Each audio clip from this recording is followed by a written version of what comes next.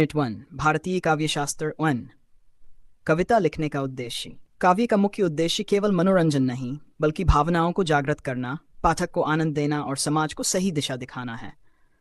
मुख्य उद्देश्य मनोरंजन। कविता पढ़ने से मानसिक शांति और सुख मिलता है। उदाहरण हरिवंश राय बच्चन की मधुशाला।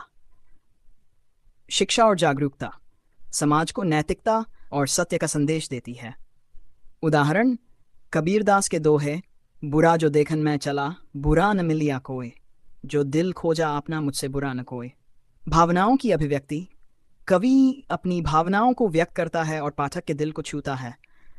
उदाहरण सूरदास ने कृष्ण के प्रति प्रेम व्यक्त किया, मैं अमोरी मैं नहीं माखन खायो। काव्य लक्षण। कविता की विशेषताएं।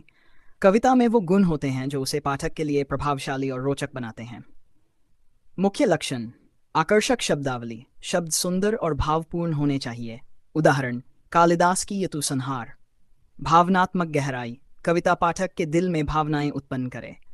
उदाहरण महादेवी वर्मा की कविता मैं नीर भरी दुख की बदली। संगीतात्मकता। कविता में लय और संगीत होना चाहिए। उदाहरण तुलसीदास की रामचरितमानस की चौपाइयाँ। सत्य और कल्पना का मेल। कविता में वास्तविकता और कल्पना का सही संतुलन होना चाहिए। उदाहरण रामचरितमानस में राम कथा और भक्तिमय कल्पना का मेल। काव्य हेतु। कविता क्यों लिखी जाती है? कविता लिखने के पीछे कवि की प्रेरणा और उद्देश्य होते हैं। मुख्य कारण। प्राकृतिक प्रेरणा। प्रकृति के सौंदर्य से प्रेरित होकर कवि कविता लिखता है। उदाहरण रविंद्रनाथ टैगोर की गीतांजलि। समाज को आईना दिखाना। कवि समाज की बुराइयों और अन्याय को उजागर करता है। उदाहरण सुभद्रा कुमारी चौहान की कविता खूब लड़ी मर्दानी वह तो झांसी वाली रानी थी। धार्मिक और आध्यात्मिक प्रेरणा। कवि अपनी भक्ति और भगवान के प्रति प्रेम व्यक्त करता है। उदाहरण तुलसीदास की रामचरितमानस। काव्य का स्वरूप। कविता के प्रकार। कविता को इसके प्रस्तुतिकरण के आधार पर दो प्रकारों में बांटा गया है।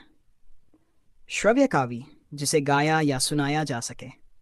उदाहरण मीरा के भजन, पायो जी मैंने राम रतन धन पायो, लोकगीत। दृश्य काव्य, जिसे पढ़ा और समझा जा सके।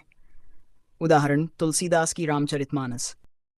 निष्कर्ष, काव्य केवल मनोरंजन का साधन नहीं है बल्कि ये जीवन के सत्य को दिखाने, पाठक को आनंद देने और समाज को जागरूक करने का सशक्त माध्यम है। एक अच्छी कविता वह होती है जो गहराई से भावनाएं व्यक्त करे और पाठक के दिल को छू सके।